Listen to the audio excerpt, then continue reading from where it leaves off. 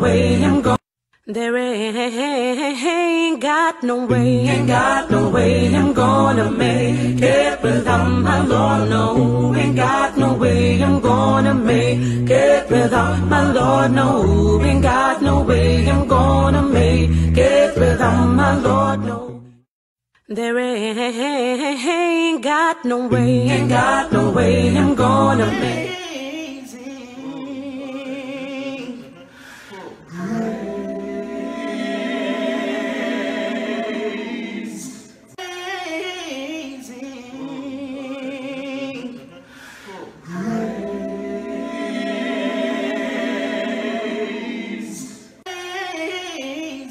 Yes.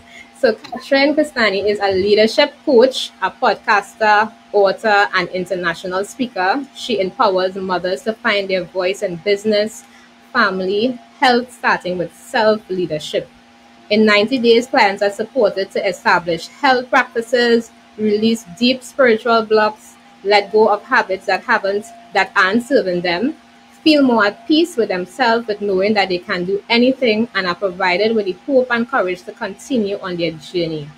After building and choosing to live a six-figure company for the second time, a six-figure company for the second time, she chose her health, her family, and self over chronic stress, burnout, insomnia, adrenal fatigue, anxiety, and panic attacks. Through this, she also unpacked her spiritual reawakening and learned how to support others on their soul journey. However, she was also faced with her own word story as a change in circumstances led to her living week to week and facing crises in her family life. When building it all back, she chose herself first, and she teaches her clients how to do this as well. She uses her knowledge, leadership skills, inner wisdom, energy medicine, real-life examples, and compassion for those clients she works with in order for them to achieve results. Through her recent years, she has also reawakened her spirituality as she unpacked her spiritual gifts and healed a lot of wounds. She was open to a whole new way of life. She was gifted in the knowledge of spiritual epigenetics, which is the ability to repair, reactive, and restore DNA in the quantum realm while discharging the energy blocks from the person's field to help them shift their life. She's able to speak about a range of topics from choosing a life you want rather than what society dictates, building a business, empowering clients, alternative methods of healing, the way emotions are expressed in the body, the ideas of the quantum realm, how spirituality is beginning to be backed by science, spiritual ethics, connections with nature, and how to embark on your own transformational journey. So without further ado, let us welcome Catherine. Oh my God, that was so much was read, but so much hats that you wear. We thank you so much for joining us this evening. Our host, Andy, is not with us, unfortunately. He signed out. I'm not sure if he's having a little technical difficulties, but he should be able to join us shortly. Yeah? That's okay, Gabriella. I can talk to you. That's not a problem. Yes, we will carry on the show until he comes back in. So, Catherine, tell us a little bit about yourself. Yes, we would have explained all of this. But what makes, besides all these hats that you wear, what makes Catherine Catherine? What makes Catherine? It depends what day it is. But, right. The biggest thing is that for me at the moment, it's been this focus on coming back to being a mum, because I've been this breadwinner for so long and always being responsible for, allowing my husband to take the lead in that. He was the stay-at-home dad because that's how it worked for us. But now it's this deep inner pool of becoming a mum again, and just being able to spend quality time with my little one and not missing him growing out. And it sounds really weird for a person that's like, yeah, I do leadership coaching things, but it's those little things that are important for your soul that you need to honor as well. And for me, it's, myself, my family, my health, and then everything else comes after that. Because if you don't have those things, if you don't have the right level of support, if you don't have those, and standards for yourself, then everything else around you will just fall down. Yes. Wow. Thank you for sharing that. And I have a question for you. When it comes to many women who struggle to combine motherhood, as you spoke about, being able to struggle with combining motherhood and purpose and impact, how have you embraced all of this without losing yourself again? That is such a brilliant question because it's one that's come up a lot as I've been working with a lot of mothers this week unpacking this, because that is what they said. Once you have this baby in your arms, you actually lose your identity and you lose those parts of yourself, right? And you Yeah. just know from that moment they're placed in your arms, you go, wow, what's happened here? And it's not that you don't love that moment, it's just that everything that you were shifts. It can be really hard because we've been so conditioned through society to believe that putting ourselves first is actually selfish, but it's Yeah. not, because we don't have a full cup. We can't help those and serve those around us. We can't be in a place of service. We can't be at our best and be at our highest energy. And, my coach who I work with, he uses the term self-full rather than selfish. I think that's a really important to remember because, when we're allowing that energy to come in and we fill up our cup and then everyone else gets the overflow, when the magic really happens. And that's when you can be at a place of abundance and service because you're allowing everything to move away from you naturally, rather than keep giving them everything that you've got and then your tank runs out. And if you have no petrol or gas in your tank, how are you going to keep functioning, especially as a mum? Because, you know, so often we'll put our child's needs before our family's needs before our own, and everyone else's needs. For me, it was even my business's needs before my own. And when you end up in that cycle, you get last place, and last place is not nice. Last place is where you're in burnout, when you're in, chronic stress, you're in fatigue, it is not a nice place to be. And I always think as a mum, like, if you can teach your kids to choose themselves first because you're doing that, what a brilliant legacy to leave behind for them, right? Because it's when we can really honor and listen to what's right for us, allow us to find that balance. And sometimes people don't always understand what you're doing or why you're doing it. And when you can learn to choose those external opinions and just trust that voice that comes from within you, because that is your voice, that is truly you, then you can create this life that's aligned with your soul and with your purpose. That makes it really easy to fill your cup up because you're doing things that bring you joy and that are your passion. And you're happy to, get up at 5 a.m. to talk to people or whatever it might be, because it's something that will fill your cup up and allow you to be who you want to be. And you're still allowing yourself to have time and schedule time to be with yourself and be a mom and to be everything else you need to be as well. Wow. Yes, Catherine, you spoke so much things there that I could relate to as a new mom as well. And I love that concept of being self-full rather than selfish, because a lot of times people say, yes, you are being selfish when you think about yourself and you don't think about everybody else.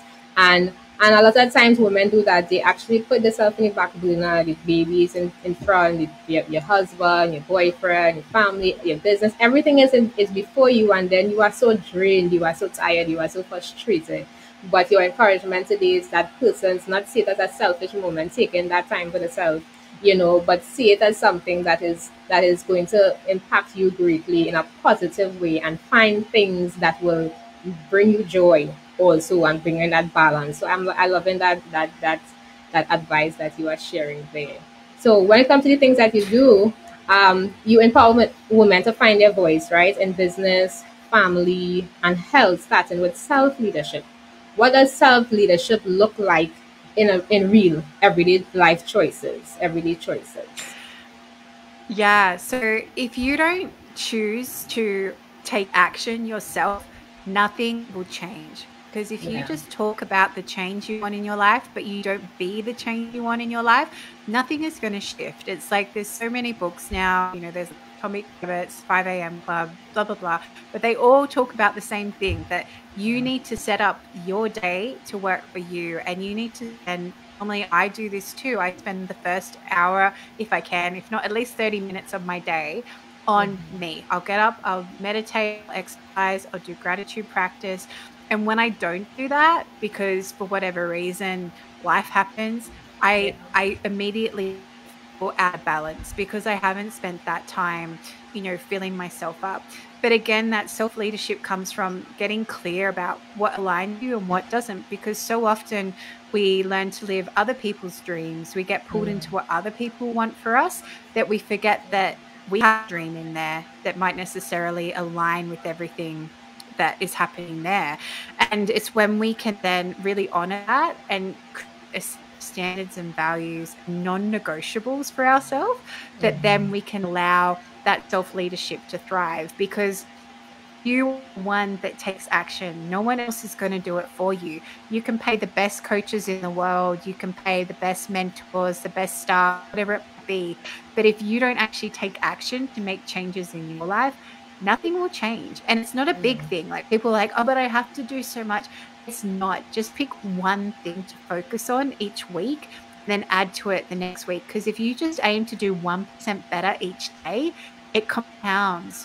People, there's that saying that we overestimate what we can do in a day and underestimate what we can do in a year.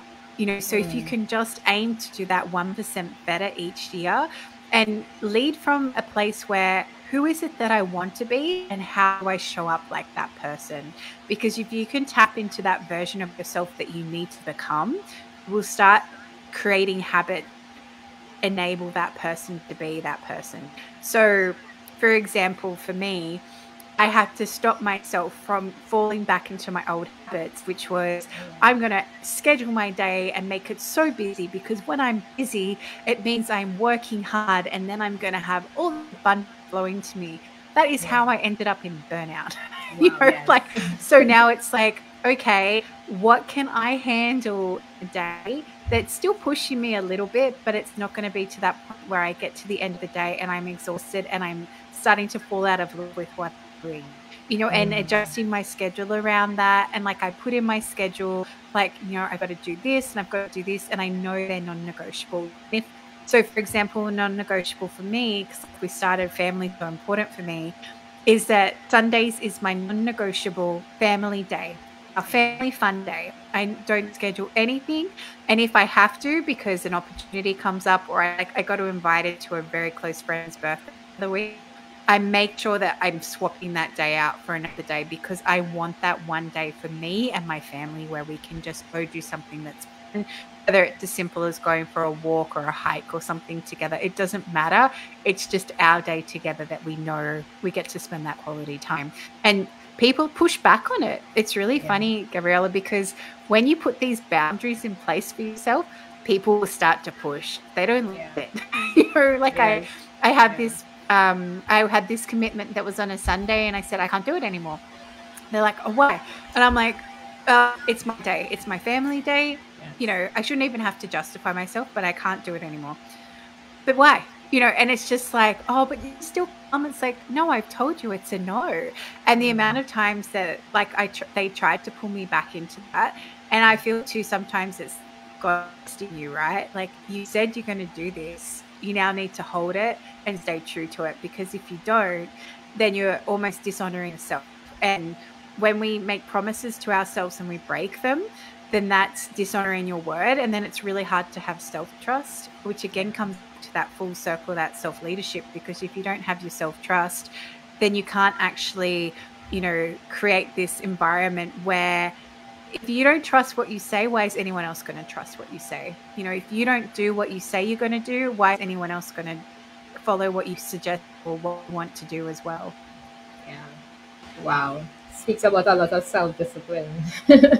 Yes. And I'm seeing that Andy is with us. But Andy, I would just have one more question before I hand over to you. Yeah. So, Catherine, you made the powerful decision to choose your health, your family, yourself over chronic stress, burnout, insomnia, anxiety, panic attacks. And a lot of persons suffer with that silently, even today. What was the turning point for you? Actually, it was it was part of my spiritual journey. So I went through, I guess, what you'd say a reckoning. So in the spiritual world, we call it the dark night of the soul. Yeah. And what it is when all the things you've been shoving in the closet come out all at once. So for me, it was definitely, I had to tackle my business. And so my husband had been saying for months, you need to sell the business. It's not making you happy. But my internal, voice in my head was like, but if we sell the business, how are we going to get money? I can't do that, And I was like, I don't want to start again, because it was already the second business that I'd grown. I was like, I don't want to do it again, and I didn't want to do it again because it didn't feel aligned with me. So that was something that was really important for me to remember subconsciously as well. So I went through that and realized that, okay, this isn't maybe going to work. Then I had staff start to leave, and I had an allied health company, and in Australia, it's really hard to get allied health. So as these staff started to leave, I had 3 leave in a week, and it broke because I was there trying to recover my health. I was there trying to pull back from what I was doing, and it just wasn't happening. I had to pick up more, and it broke me, and I was on the floor in a puddle, and I knew that I'd reached kind of breaking point. And my husband and my son were like, get up, it's okay. And I did. I got back up. And then all of a sudden, a month later, another 3 staff leave. And I remember being so angry at God. I went out to this rock and I'm like, I am doing all the work. I'm doing everything you're asking me to. And now I've got to deal with this again. It's only been a month. I still haven't filled those other staff positions, And then eventually I got over it and I simmered down. And then a month later, another 3 staff resigned. And at that point, I was like, okay, they're not meant to be in my life anymore. I accept that, and I'm going to step away from that, and I need to sell this company. And I remember the relief of coming to that decision and just the weight of that and how it fell off me. And it took me, I want to say, nearly 2 years to recover from the impact that the chronic stress had done to my system. Because I was seeing a naturopath every week, and I would go in and get a box of supplements just to keep me alive, essentially, and keep me to a point where I wasn't getting sick and that I could keep functioning. And it was almost masking the problem, right? I was just putting a Band-Aid on it every week. And I knew I couldn't go long-term about that. And when I actually stopped and then got back on it, someone said to me, a practitioner I was working with said, I'm so glad you stopped because you were heading for an autoimmune, because your system can only run like that for so long before it actually turns off. And I went, yeah, I can feel that. And then as I started to recover and move back from that, I went back to my naturopath at the start of this year, and he was testing me because he uses kinesiology. And he's like, what do you need? And I said, I don't know. You tell me, what do I need? He's like, nothing. And I was like, oh, what? I was in such, I'm like, it can't be nothing. This can't be right. And he's like, no, just keep doing whatever you're doing. And at that point, at the start of this year as well, I almost defaulted back into that old mode of having to work, and not being able to breathe. And I could feel my body actually starting to shut down from that again. And so it was interesting because I was really aware of it this time, and my back went, no, this isn't aligning. I'm not doing this again. And again, that's you getting pushback from the universe to show you, hey, you stick what you believe is working for you and trust that this is how you're meant to be going forward. Wow, thank you so much. It's so much you said there that I want to highlight, but I know that I have to give it over to Andy. Yes, so let's bring him on, Andy. Yes, you are heard. Yes. Okay. Wow. Hello, I'm on stage. Hi, Catherine. How are you doing? I'm great, thanks, Andy. I'm glad you could join us. Yeah, I'm glad I get over my tech difficulties. I had to switch an entire system and switch to another one. I don't know what happened. Honestly, I have no idea what happened. I love that because that happened to me yesterday. Actually happened to me all day yesterday. I don't know what it is. We'll just say it's the universe. Yeah, I don't know. Anyways, we are here now. And Catherine, I'm listening to you and accounts of your life there, and it is really mind-boggling that you're so full of life now and bubbly. There's this big smile on your face. There's so much more ease to your demeanor, and obviously you're committed to just improving and getting better. But what would you say to people, Catherine, who are stuck in that gear and they cannot move out? They just want to hold on, not let go, despite the fact that so much damage is taking place. How do you tell them, hey, you have to let go? But how do I do it? What do I need to do? Is it a mind shift, a mindset change, Yeah. emotional struggles that you need to overcome? How do they do it? What are the necessary steps do they need to take to just get out of the rut and go on to a path of taking better care of themselves and eventually being successful? I think the biggest thing with that, Andy, is that it's not a mind game. It's a heart game. You have to Yeah. listen to your heart and your gut, because if Yeah. you keep ignoring what's coming from your heart, what happens with that, like the emotions, it ends up as dis-ease in your body. Like any dis-ease come from you not listening to what's in alignment. And the reason we end up in dis-ease is because we have been ignoring symptoms for so long that that's the body's way of screaming out that you're ignoring something that's coming from the inside. Yeah. And the more you ignore it, the more you end up in tragedy. And it might be a physical tragedy, but sometimes it can even be something like a car crash, or, your business collapses, or whatever it might be, because you keep ignoring what's going on the inside, it ripples out onto the outside. And the biggest question that I got asked, well, there's two. The first one I got asked, which triggered me into questioning everything in my life, was, I don't know. A friend said to me, I don't know who you are anymore. And my brain went, I don't know who I am either. Wow. Who am I? Yeah. Because when you lose yourself into these ideas of who we have to be, you lose completely your identity. And what we started, like with Gabriella, talking about, when you have a baby, you lose Yeah. who you are, to this idea of being a mum as well. But Yeah. it's like, that's a question you need to ask, like, who am I when I'm not all this extra stuff, when I'm not living to this title, or I'm not living in this box that I'm meant to be, in this lane, or whatever it might be. But the other question is, what are you missing out on by not trying or not giving it a go? Yeah. Like, the worst thing that can happen is you fail. And we have culture around failing being a bad thing, but failure just means you can learn, pick yourself, and keep going. I think it was Thomas Edison listed over 1,000 patents, Yes. had 1,000 inventions, and the only thing that took hold was the light bulb.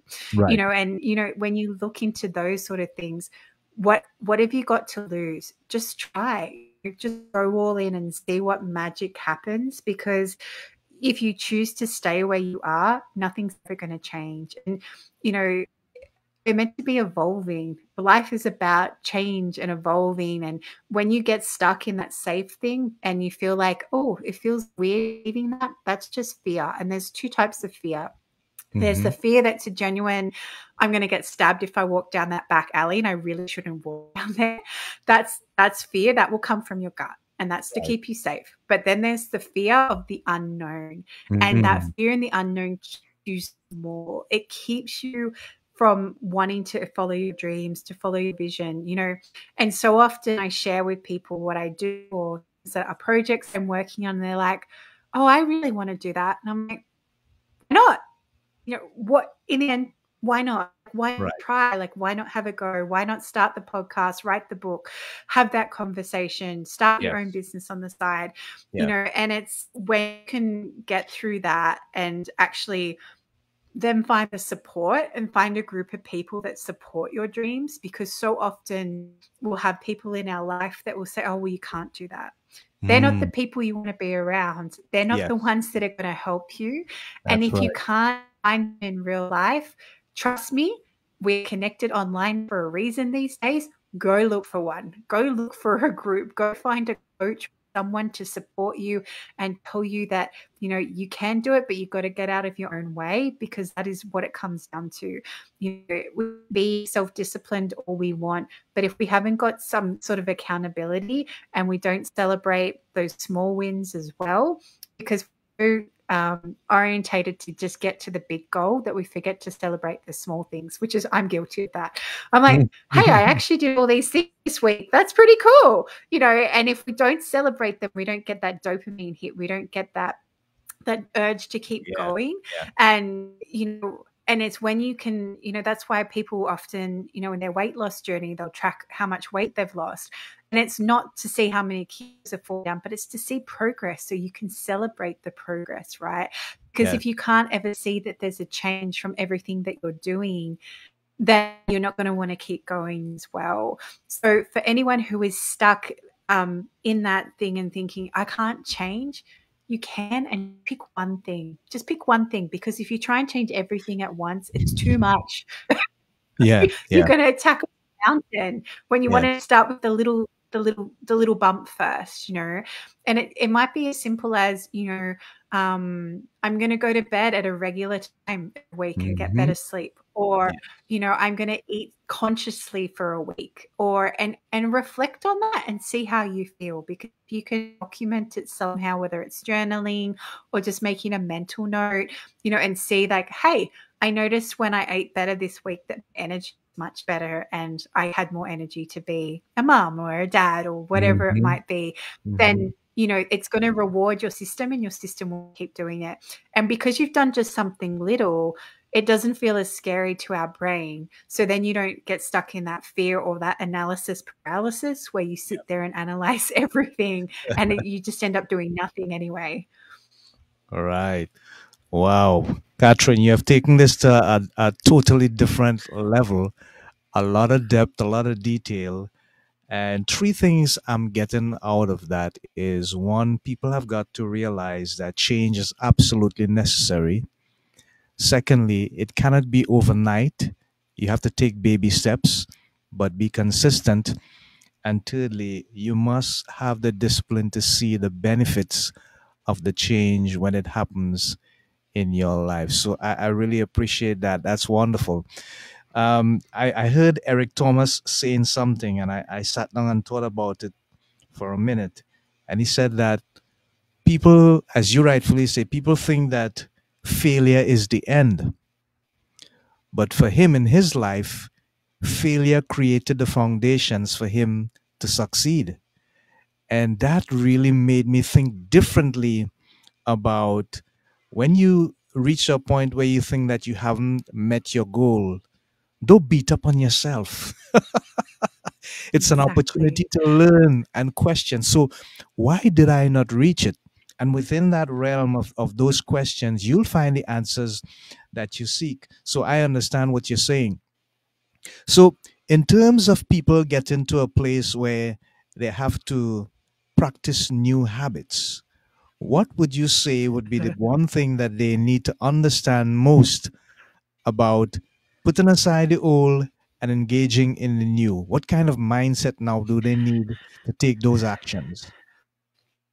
Well, first of all, it takes up to 22 days to start actually establish a habit. Wow. And then it takes 22 days to actually integrate it. And then it takes another 22 days before it becomes a natural process. Wow. So it's really important to remember that, right? So this is why it's really important to stick it out. But you want to make it as easy for yourself as possible, because our brain likes easy. That's why society is creating so many things that makes it easy for us to get addicted to bad habits. Netflix, you'll go binge watch a whole season, and then you go, what happened to my day? Whereas back in the old days, you could only watch an episode and have to wait a week, or you would have to get up and change the DVD player, so it's actually like a physical break, so to stop at that. Right. Or doom scrolling. It's so easy. I just have to keep scrolling and scrolling, and you can get sucked into those bad habits. So isn't that easy? Because it's like the least resistant path. And that's what our brain likes, the easiest path to go forward. Yes. So for example, if you want to get better at going to to the if you want to get better at going to the gym, then you can get up in the morning, but have everything ready. So have your gym bag ready, or have, the gym clothes laid out, have your water filled up, so that when you get up, all you have to do is get dressed and go. There's no resistance there. And then if you can find other ways to make the habit easier and bring it in, and you might do one thing you start to change. I don't know who it was saying that did that. It might be, you just go to the gym and you're there for a few minutes and then you leave again, or you go to the gym and you stay there a bit longer. And there's that thing too, like if you can just start something, sometimes that's enough to get you into that flow. So for me, I wrote a book just writing 15 minutes a day. And people are like, what? Because some days that's all you want to do. You want to do the 15 minutes and it's done. But other days you'll get in the flow and you'll end up doing more because you're just in that mindset and all the inspiration is coming through.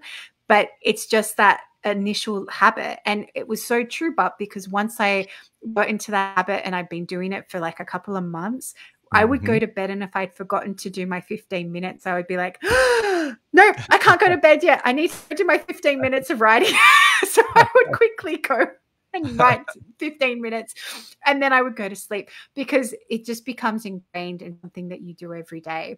And it doesn't mean that life doesn't happen and sometimes you have to rest or whatever it might be, but it's when you come out of that rest cycle, you go back to it straight away. So for me, I know I was feeling really tired because I was pushing myself really hard. I was getting up at like 5 a.m., going to bed at 11. Don't recommend that. Go to bed early if you're getting up at 5 a.m.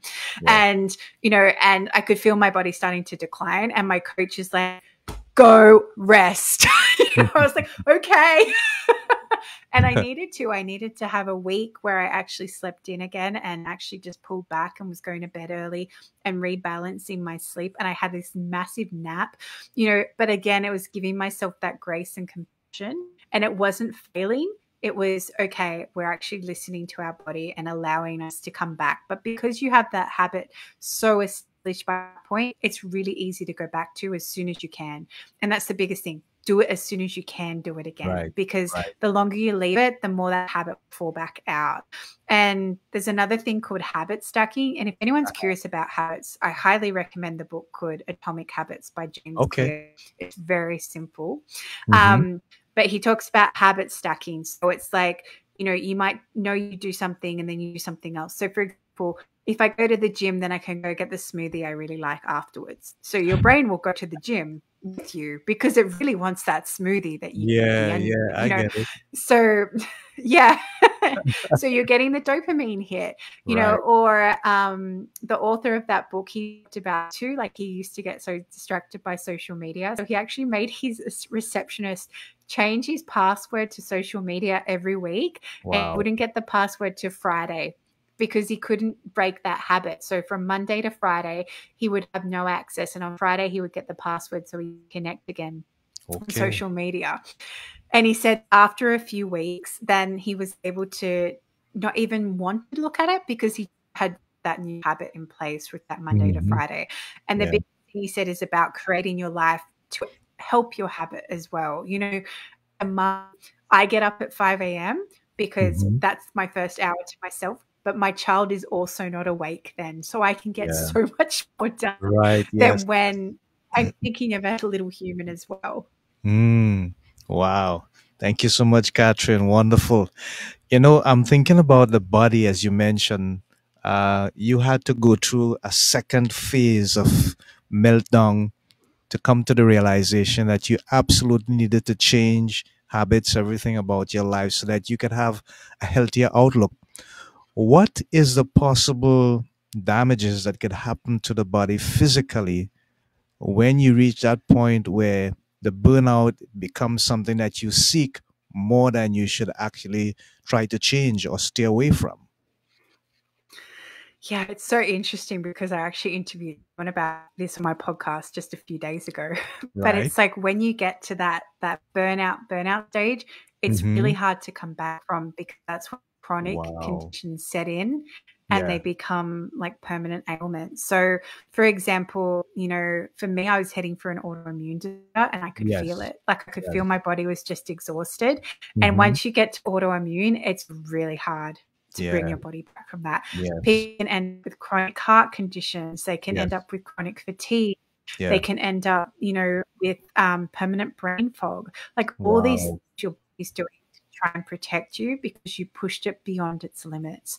And there are always signs going through that are waiting to flag for you at that point, saying, hey, you know, it's time to slow down. It's time to allow that change. And it's really important that we listen to those. And I know so many, like for years for working as a speech language pathologist and with children and work with mums, the amount of mums I would see that would come in and be at that point of burnout and breakdown. And I'm like, and I would have to just say to them lovingly, you need to go look after yourself. And they're like, oh, I can't, and give me the excuses. I'm like, but if you go down, what happens to the family?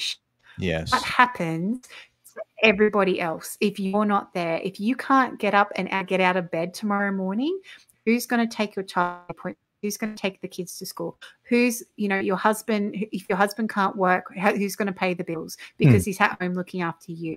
You know, what is the implications if you don't look after your health? And it's that, again, that question, what if you don't do that? What are you missing out on? You know, and that's the biggest thing you have to constantly come back to and think about for yourself. Wow. I love it. Okay, so I would like to hand over to, I'm looking at, Bernadine Woods. I'm going to read this one. It says, good night to all. When you are stuck and feel overwhelmed and feel like you can't go forward, you need a new mindset. Take it one day at a time. Make schedule to do work, have a family time, relax, and make a program for your daily activities, weekly activities, and space them out so that you won't be stuck but start moving again. That sounds like a recipe or a formula. Well done, Bernadine. No, that is perfect, Bernadine. Yes. Okay, Gabriella, over to you. You're muted. Sorry about that. So I just want to shift a little bit from what we're speaking about into the little bit of the spiritual reawakening, right? So I'm more intrigued about the spiritual epigenetics, I think is the word, and healing in the quantum realm. Can you describe that to us and what it means in everyday terms to someone who might not understand? I'll try my best. No, I trust will come through. Yeah. So, so I was re-gifted, if you will, like this ability to see people's DNA like in quantum realm. So for anyone listening who's not sure what the quantum realm is, this space, I just call it the space where there's nothing and everything all at once, because a lot of people will relate it to like God's playground, I guess. You can actually go to this place, you can be in it, and this is a lot where like Dr. Joe Dispenza's work, it comes in, and those big, because this is where they create from. And so I got given this information again, and what I was shown was when I started working with clients, I could actually see their DNA, and their DNA would kind of just hover above their head because I have a gift of sight, and it would light up like a Christmas tree. And it would be like red areas that weren't working properly. It'd be green if those areas were alignment. Sometimes it would flash because it needed to be recalibrated energetically, because our DNA is actually, and the science is coming up to back this out is really cool now. So I feel less crazy talking about it.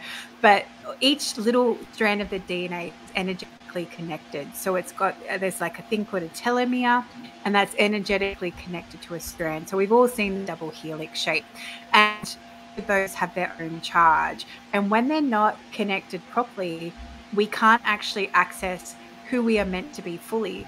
And what I see as well is off the sides of that idea of that DNA helix are like cords. And these cords run out, and the cords stop the DNA from spinning, because when our DNA is working properly, it's always moving, like there's always energy going through it. And these cords that are attached to the side are actually stopping it from being able to self-heal. So we have the ability to actually heal ourselves, which is a beautiful concept, but that's how we've been created. We've just forgotten how to do that. And these cords might be things that we believe about ourselves. It might be cultural implications. It might be to do with events or traumas that we've been through in our life. And they stop us from being able to access who we are meant to be at that highest level, you know.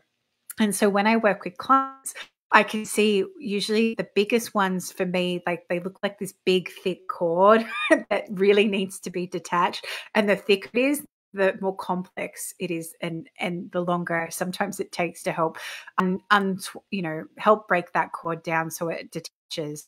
And the most amazing thing that I see when I work with that is that when we find the cause of that, and I don't do it myself normally, I empower the client to work through that, because if I do it, then I'm taking away their power. But if they do it, then they're reclaiming their own power and their ability to choose whether or not they wanted to step into that. And that's a really important thing, that, you know, whenever you work with any practitioner, spiritual, medical, Western medicine, Eastern medicine, it doesn't matter. You want to always feel empowered in that moment, because yes, you're going there for help, but at the same time, you still want to leave knowing that there's something you can do to keep empowering you in your life. And so when I work with the DNA, I just get given intuitively how to work with, and I feel like a kid playing with the game. It's really weird. I'm just there, you know, moving things around, and the concept that I'm playing with someone's DNA is quite big and profound. But I don't claim to cure anything, just merely help the path to clear any energies that are stopping the body from self-healing. That's what I help people unpack. And then I shape that with businesses, because our businesses are actually a reflection of us, and what is happening on inside of us often reflects on what's happening in our business. So when I get well, because it's, again, it comes back to those cords and what's anchoring them from being their best selves and, you know, flying up to their dreams, essentially. Right. I would say with this whole concept, because of different parts it was breaking up.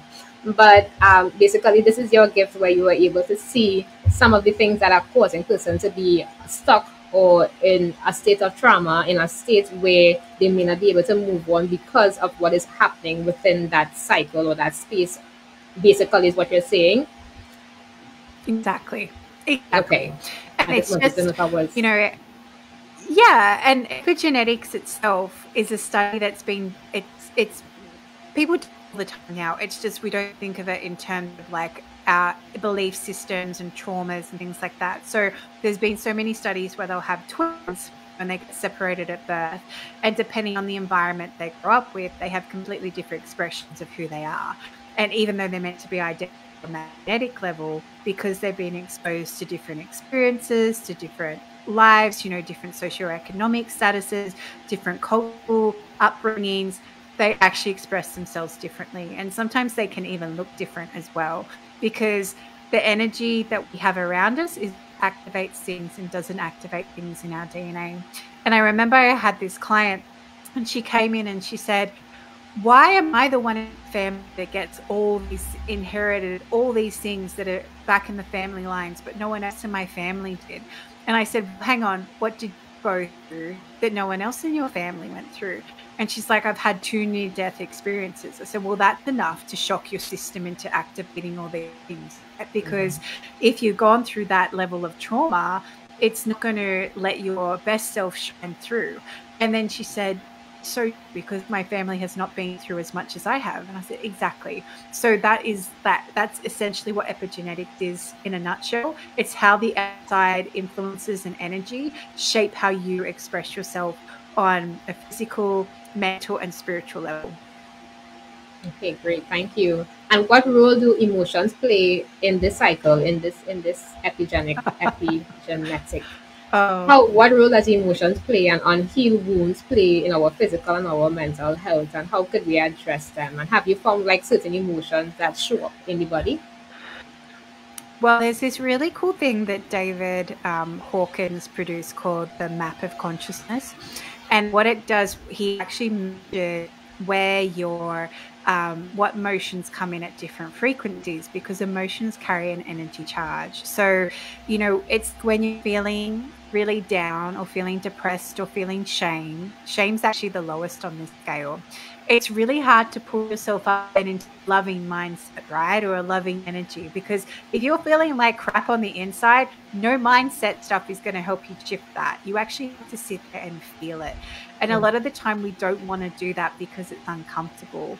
And, and sometimes we can get into that freeze state. It's where Bernadine's sharing that, just get moving again when you're feeling frozen and stuck. It's really important too.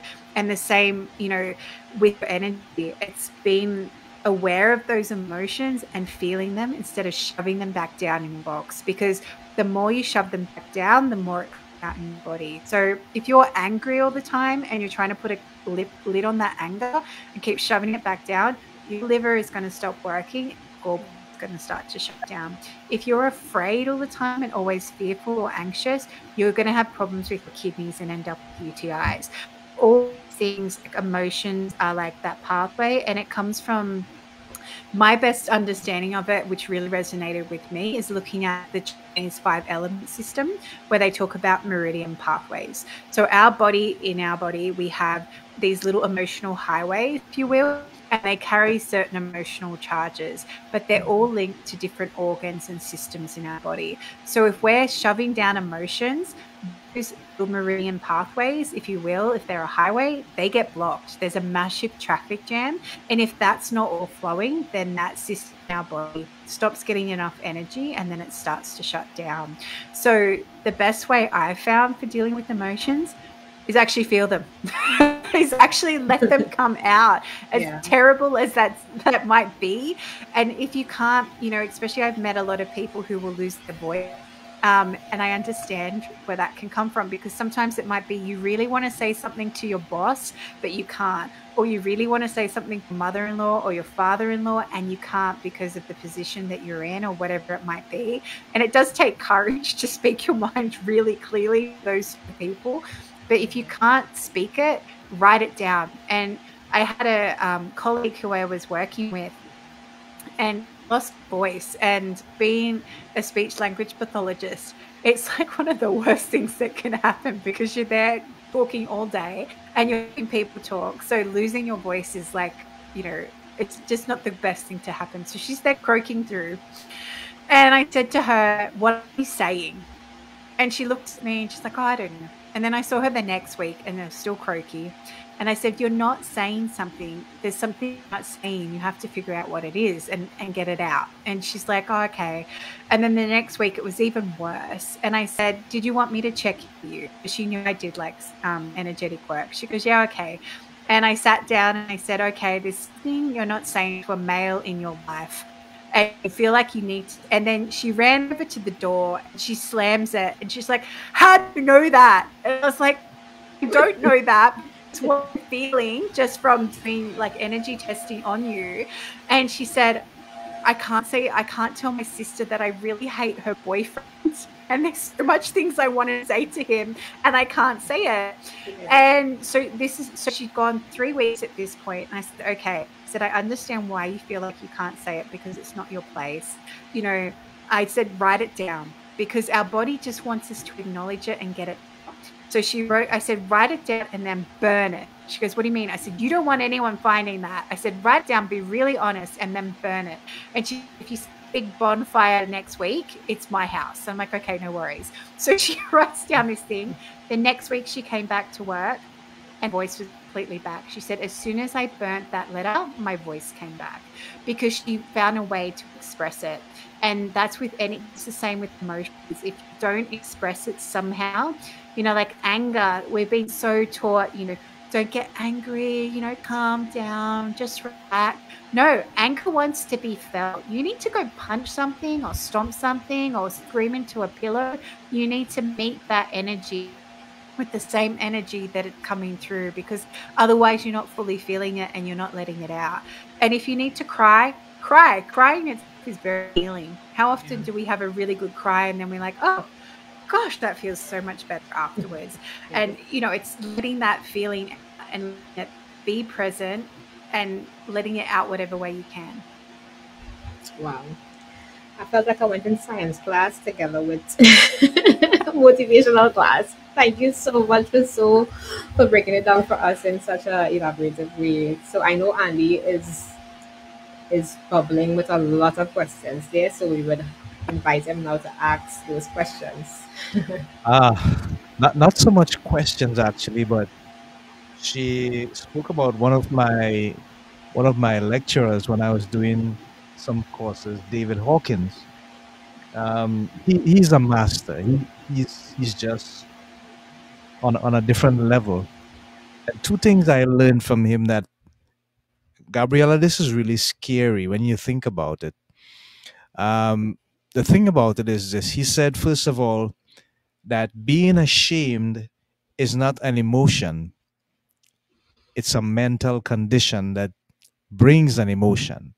And that blew me away already, because I was always thinking, I feel so ashamed, not realizing it was something that triggered, a reaction Mm. within my mind that led to that feeling.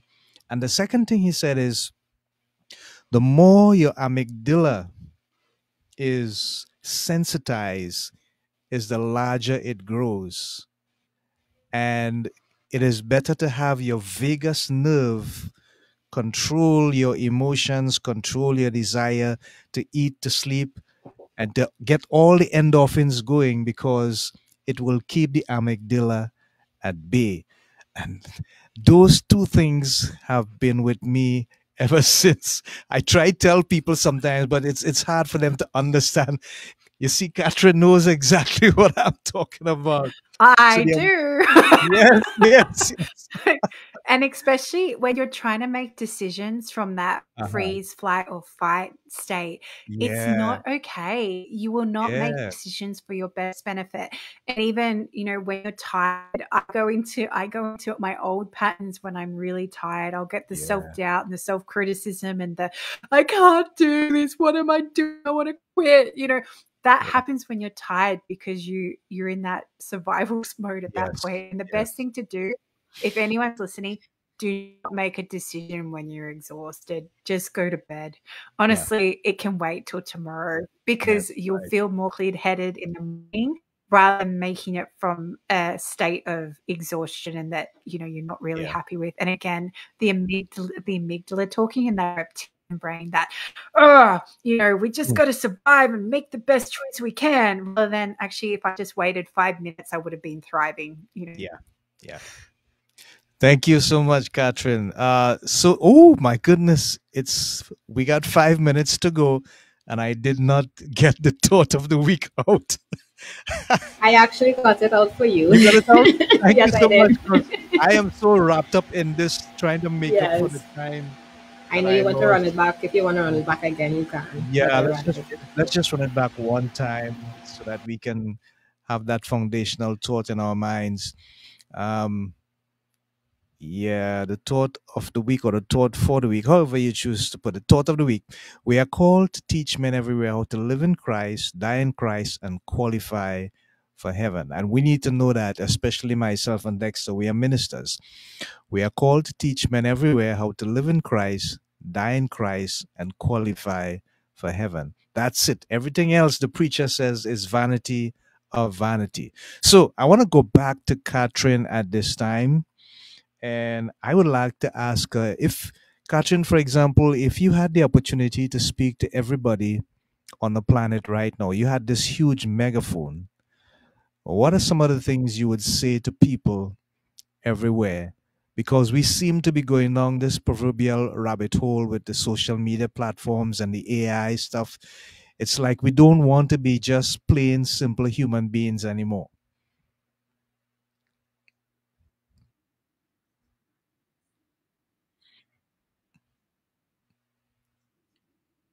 Hmm. Hmm.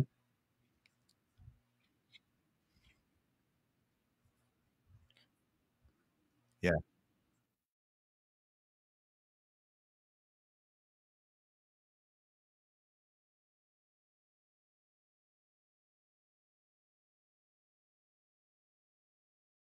compassion, and that comes from God. And that is what allows us to be here. We are having a human experience. We are meant to have emotions. We are meant to feel. We are meant to trust our intuition. And the more you can learn to discern what feels right for you versus everybody else, it will make you a better human, but it will also make you fall into line with what your soul path is and what God sent you to earth to do, why your soul is here at this time. And it so fits in with your thought of the week, because how can I take those steps to be in service in myself? What is my unique blessing that I was blessed to share with the world? And if you can trust that and keep coming back to yourself, it helps you block out everything else around you. It helps you from being distracted, because there are so many distractions, and they're purposely put there to distract you.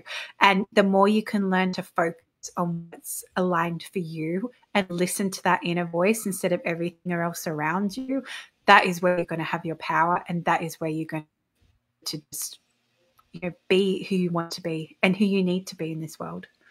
Mm-hmm. Yeah. So, Gabriella, you have 1 minute now. You need to unmute. 1 minute to ask a question and 1 minute to, wrap up. Wrap up. Commence the wrap up. Wrap up. Okay. All right. No problem. All right, Catherine. So I just want to say thank you so much for all the knowledge and the expertise that you would have shared. What stood out for me, and I hope it was also encouraging for others listening, is that being selfish is not wrong, and we can replace the word selfish with self-full. That's a word. And it's okay to put yourself first. Yeah, and we need to strike that balance between having time for ourselves and also balancing other parts and aspects of our life, so that we don't end up into that place where we become burnt out and anxious and depressed and all the other symptoms that may follow. And I hope also that persons understand that it's okay. Your emotions are all valid. It's okay to feel happy, sad, frustrated, anxious, everything. But what you do with it is important. So that's my encouragement. I hope that persons listening will understand that it's okay to use your gut feeling. They say trust your fungus. That's our Trinity term. Trust your fungus, because it's always giving you that signal and that sign that you just need to listen to it. So yeah, that's my 2 cents. So thank you so much. Whoa, thank you. Catherine, you have been very refreshing and remind me of some of the things that I kind of forgot.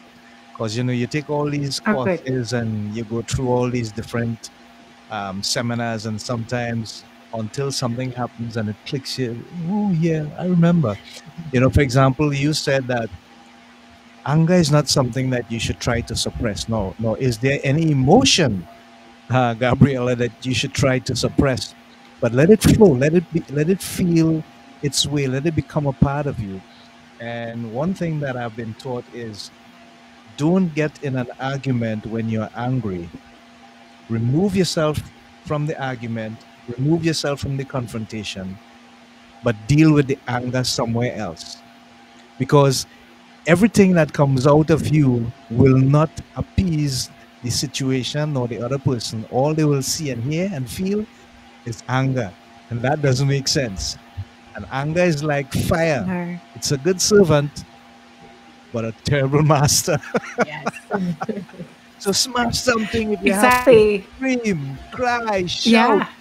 Go to the highest top and just scream, whatever, but just let that anger out. Some healthy ways. Yeah. Exactly. Yeah. And sometimes the best gift you can give in that situation is pause, to actually stop. Yes. And instead of reacting, you end up responding, and then you're going to get a much better outcome, rather than setting fire to the world. Yes, exactly. That's so true. So, folks, there you have it. We have come to the end of this absolutely amazing and engaging episode entitled Empowering a Soul with Catherine Crestani. And she has been an amazing and wonderful guest. We'd like her to stick around for a couple of minutes. And we hope that you would continue to commit yourself to the productions that we bring out here, that you will continue to learn and grow and develop. We thank you for your comments.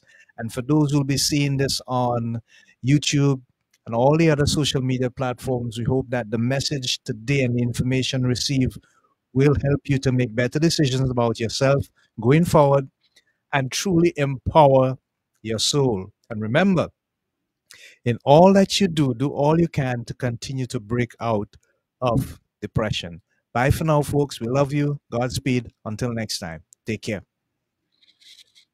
There ain't got no way I'm gonna make it without my Lord. No, ain't got no way I'm gonna make it without my Lord. No, ain't got no way I'm gonna make it without my Lord. No, ain't got no way I'm gonna make it without my Lord. Trouble in my way, but daily hear me say, ain't got no way, ain't got no way, ain't got no way, ain't got no way. The harvest is plenty, Lord, but the workers are so few. Ain't got no way I'm gonna make it.